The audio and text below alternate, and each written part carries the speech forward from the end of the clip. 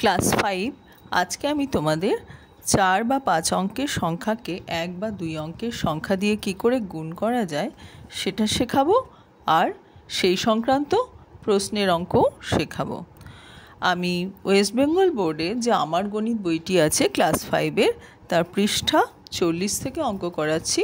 তোমরা এই অঙ্কগুলো করলে অন্যান্য বইয়ের অঙ্ক অবশ্যই করতে পারবে।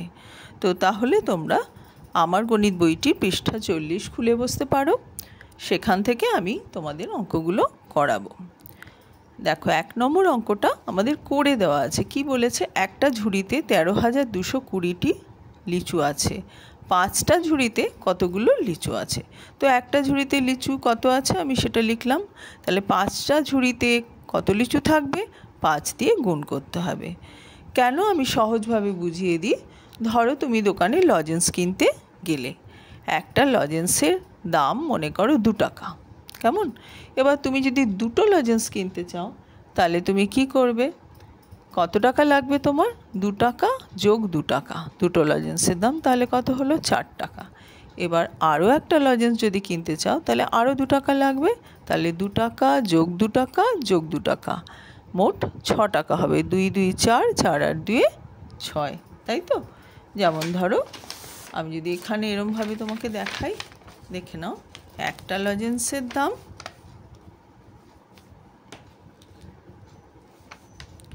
একটা লজেন্স হলো, সংক্ষেপে লিখছি, 2 টাকা। তুমি যদি 2টো কিনতে চাইতে তাহলে কি হতো? 2টো লজেন্সের দাম 2 যোগ 2 অর্থাৎ 4 টাকা, ঠিক আছে? 4 টাকা হতো। এইবার যদি তুমি 3টে কিনতে চাও তাহলে কি হবে? 3টে 2 টাকা যোগ করব, কত হয়? 6 টাকা।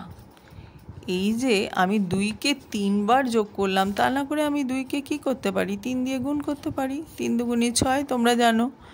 আবার 2টো লজেন্স কিনলে 2 দুগুণে 4, এরম করে করতে পারি। অর্থাৎ একই সংখ্যা বারবার যোগ না করে আমরা সংক্ষেপে করার জন্য কি করি?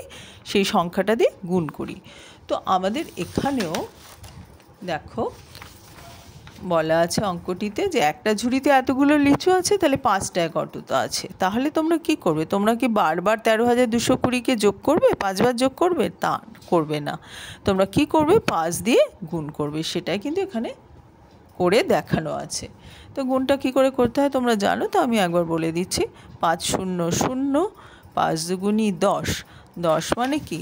1-এর পরে একটা শূন্য, তাই তো? 10 মানে হচ্ছে 1-এর পরে একটা শূন্য, তাই এই শূন্যটা বসাবো, এক ঘর বসাবো, আর এই একটা মাথায় তুলে দেবো, এটা যোগ হবে। তো তাই এখানে করা আছে 5 দুগুণি 10, 10-এর শূন্য বসলো, আর এই একটা তুলে দেওয়া হলো পরেরটার মাথায়। আবার 5 দুগুণি 10, 10 আর 1 যোগ করব। আগের যে একটা আমরা নিয়েছিলাম সেই একটাকে যোগ করব, করলে হবে 11। 11-র আবার 1 বসছে, আর 1 আবার ওপরে উঠে গেল। 3 5 15, 15 আর 1 যোগ করলে হয় 16, 16-র 6 বসলো, 1 এখানে ওপরে উঠে গেল। 5 1-কে 5, 5-এর সঙ্গে একটা যোগ করে হলো হচ্ছে 6। ঠিক আছে, বুঝতে পারলে তোমরা? তাহলে 5টা ঝুড়িতে লিচু আছে হচ্ছে এতগুলো। এবার একই রকম অঙ্ক দিয়েছে 2-এরটা। একটা ঝুড়িতে 12,335টি পান পাতা আছে, এরকম 7টা ঝুড়িতে কতগুলো পান পাতা আছে।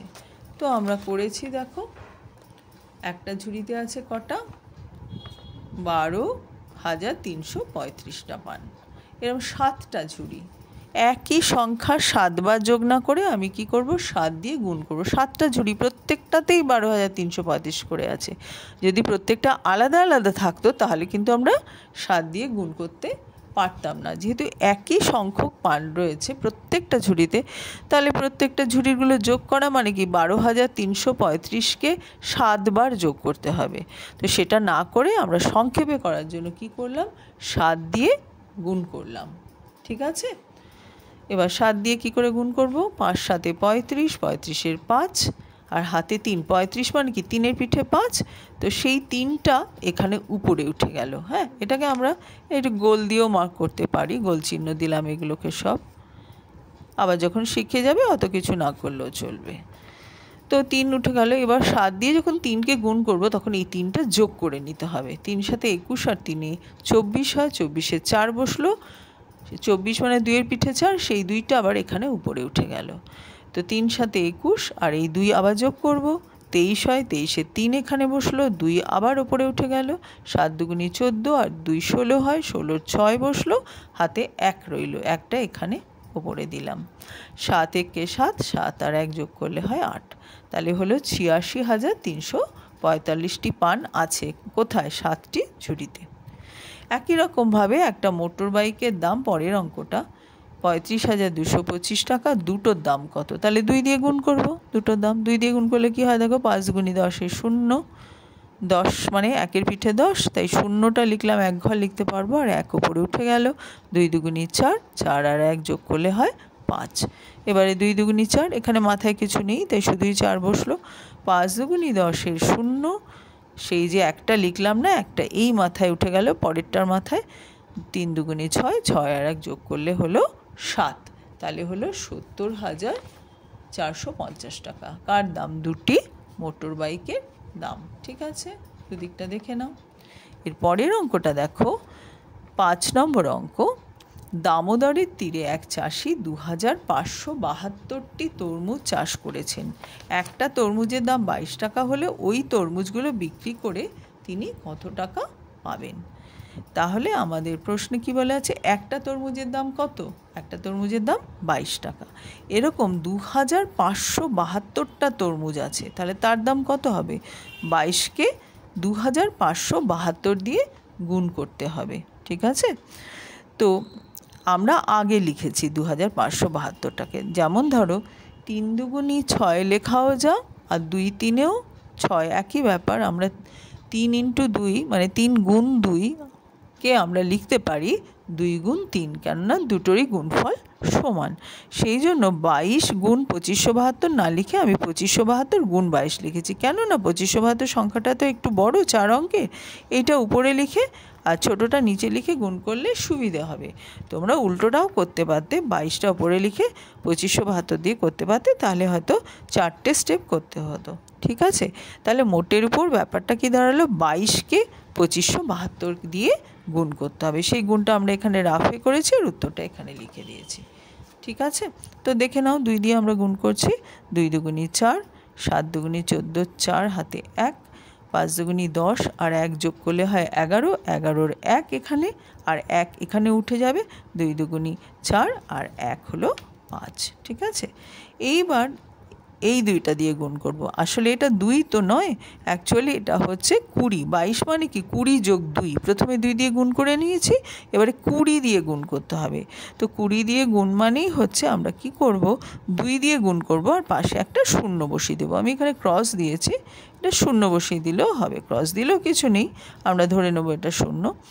এবার 2 দিয়ে এখানে গুণ করব। 2 দুগুণি 4, 7 দুগুণি 14, 4 হাতে 1, 5 গুণি 10 আর 1, 11-র 1 হাতে 1, 2 দুগুণি 4 আর 1 হলো 5।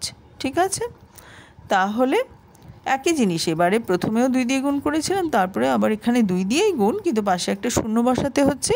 যেহেতু এটা 2 মানে এটা দশকের ঘরে আছে, তো এটা আসলে হচ্ছে 20, তাই শূন্য বসিয়েছিলাম। এবার এই দুটো যোগ করলাম, 4 আর 0 যোগ করলে 4, 4 আর 4 যোগ করলে 8, 4 আর 1 যোগ করলে 5, 5 আর 1 যোগ করলে হয় 6 আর 5।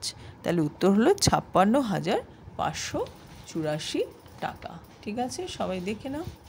এবারে আর একটা অঙ্ক বইতে করে দেওয়া আছে, সেটা আমি একবার বলে দিচ্ছি। এটা বলেছে একটা ট্রাক 8,201টা আনারস নিয়ে জলপাইগুড়ি থেকে কলকাতায় যায়। এরকম 12টা ট্রাকে কতগুলো আনারস নিয়ে যাওয়া যাবে? একটা ট্রাকে কতগুলো আনারস যাবে? 8,201। আর 12টা ট্রাকে তাহলে কত যাবে? 12 দিয়ে গুণ হবে, এখানে 12 দিয়ে গুণ করা হয়েছে। প্রথমে আমরা 2 দিয়ে গুণ করেছি। 2 দিয়ে গুণ করে দেখো, 2 একে 2, তারপর 2 0 0, 2 দুগুণি 4, 8 দুগুণি 16।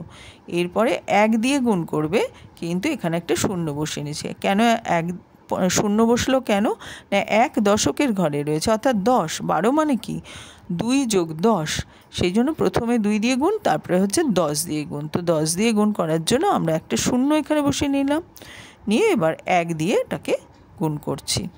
ঠিক আছে, করে এটা হলো, এই দুটো যোগ করলে আমরা এটা পেলাম। তাহলে এটাই হচ্ছে উত্তর। এটা প্রথম পদ্ধতি। এরকম 2 আর 10 ভেঙে ভেঙে করে দেখিয়েছে 10 দিয়ে গুণ করে। একেবারে 10 দিয়ে গুণ করে যা হয় এটা এখানে লিখেছিল, আর এইখানে এরকম করে করেছে, 2 দিয়ে গুণ করলো, তারপরে 1 দিয়ে গুণ করছে, আর এখানে একটা শূন্য বসিয়ে দিচ্ছে, যেটা কিনা 10 দিয়ে এখানে গুণ হয়েছিল। ঠিক আছে, আশা করি তোমরা বুঝতে পারলে। তোমাদের ভালো লাগলে তোমরা তোমাদের বন্ধুদের অবশ্যই ভিডিওটা শেয়ার করতে পারো। Thank you.